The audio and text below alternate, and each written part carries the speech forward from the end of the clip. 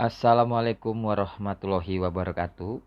Bertemu kembali dengan saya Indra Panca Hermawan SPD MM di dalam mata pelajaran seni budaya untuk kelas 10 TKJ 1, TKJ 2 maupun TKJ 3. Pada kesempatan kali ini kita akan membahas tentang materi seni tari.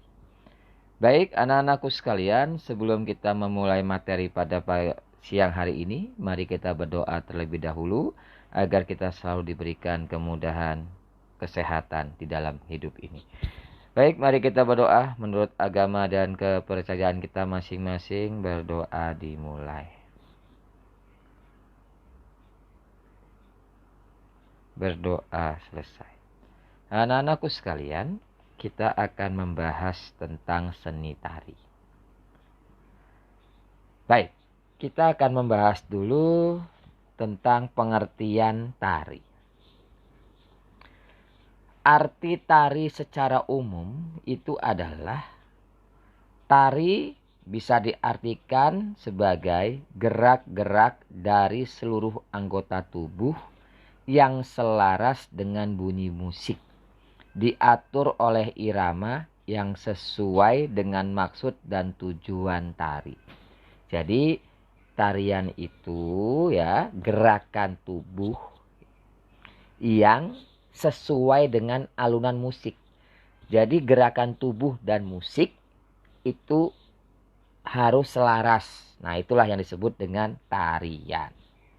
Kemudian di sisi lain, tari juga adalah suatu desakan perasaan manusia di dalam dirinya untuk mencari ungkapan berupa gerak-gerak ritmis. Maksud daripada gerak-gerik ritmis di sini adalah gerakan yang sesuai dengan nada. Itu tari. Kemudian tari juga dapat dikatakan sebagai suatu desakan perasaan manusia yang diubah oleh imajinasi dan diberi bentuk oleh media gerak, sehingga menjadi bentuk gerak yang simbolis sebagai ungkapan si penciptanya. Lalu tari juga adalah suatu latihan-latihan untuk mengembangkan kepekaan akan rasa, gerak, dan irama.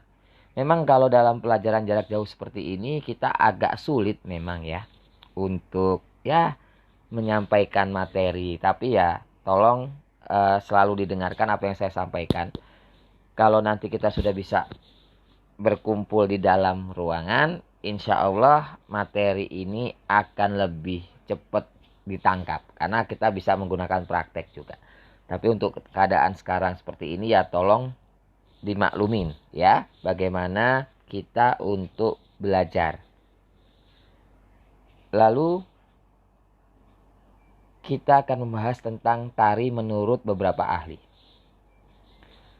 Satu, menurut Kurt Sack, tari adalah suatu gerakan ritmis.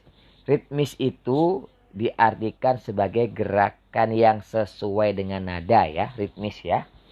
Kemudian menurut Sudarsono, tari adalah eksplorasi jiwa manusia yang diungkapkan dengan gerakan ritmis yang indah. Jadi tetap yang namanya seni itu berasal dari hati, dari jiwa manusia, apapun itu. Jadi kalau kita bisa mengekspresikan ya seni dengan kejiwaan kita, dengan hati kita, insya Allah apapun itu akan terlihat indah. Begitu juga dengan seni tari.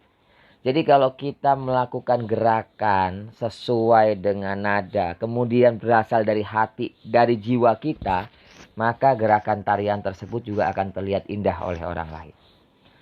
Jadi dapat disimpulkan bahwa tari adalah bentuk pernyataan imajinasi yang dituangkan melalui simbol atau lambang gerak berdasarkan ruang dan waktu. Simbol dalam bentuk gerak tari tradisi telah mengalami distorsi atau stilasi. Perkembangan ya, distorsi itu adalah perkembangan dengan mempertimbangkan pada keindahan dan pesan yang disampaikan. Akibatnya, gerak bermakna menjelaskan maksud dan muatan tari. Gerak yang mempunyai arti memberi penjelasan maksud dan muatan tari itu disebut gerak maknawi.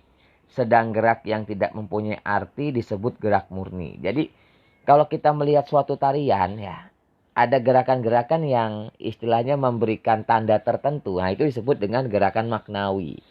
Tapi kalau hanya sekedar gerakan saja dan tidak mempunyai arti, itu disebut dengan gerak murni. Lalu unsur-unsur tari. 1. Gerak. Esensi dari tari adalah gerak. Jadi esensi itu bisa diartikan sebagai hal yang utama ya.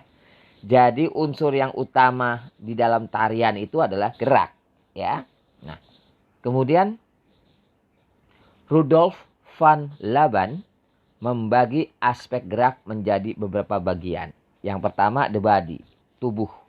Misalnya gerak bagian kaki, kepala, dan tangan. Lalu space atau ruang gerak. Misalnya level atau jarak rentang atau tingkatan gerak. Yang ketiga time, waktu. Misalnya durasi gerak. Tempo ya, tempo gerakan. Nanti kalau kita sudah bisa berkumpul di dalam ruangan, kita akan praktekkan ini. Kemudian dynamics, kualitas gerak. Misalnya gerak yang kuat, yang lemah, elastis, dan penekanan. Ini power. Kalau kita melihat misalnya penari itu melakukan gerakan. Kalau dia gerakannya asal-asalan saja, nah di situ tidak ada dynamicsnya, nggak ada. Kualitas geraknya nggak ada. Kalau kalian senam misalnya, asal ngangkat tangan, asal gelengin kepala, tapi tidak ada kualitasnya. Nah itulah yang disebut dengan dynamics. Kemudian fungsi gerakan yang dihasilkan oleh tubuh manusia pada dasarnya dapat dibedakan antara gerak keseharian, gerak olahraga, gerak bermain, gerak bekerja, dan gerak dalam berkesenian. Tari erat dengan gerak berkesenian karena dalam tari diperlukan estetis atau keindahan dan telah mengalami stilasi atau distorsi. Baik anak-anakku sekalian, saya pikir materi kali ini cukup di sini. Nanti kita akan lanjutkan untuk minggu-minggu berikutnya. Karena memang saya tidak mau terlalu banyak membebankan pikiran kalian. Karena kondisi seperti ini, yang paling penting adalah pelajarin dulu semampu kalian. Insya Allah nanti kalau waktunya sudah memungkinkan, kita akan bertemu di dalam ruangan. Baik, terima kasih banyak. Jangan lupa untuk absensi dan mengerjakan soal yang nanti akan saya berikan. Tetap semangat, tetap jaga protokol kesehatan. Terima kasih. Assalamualaikum warahmatullahi wabarakatuh.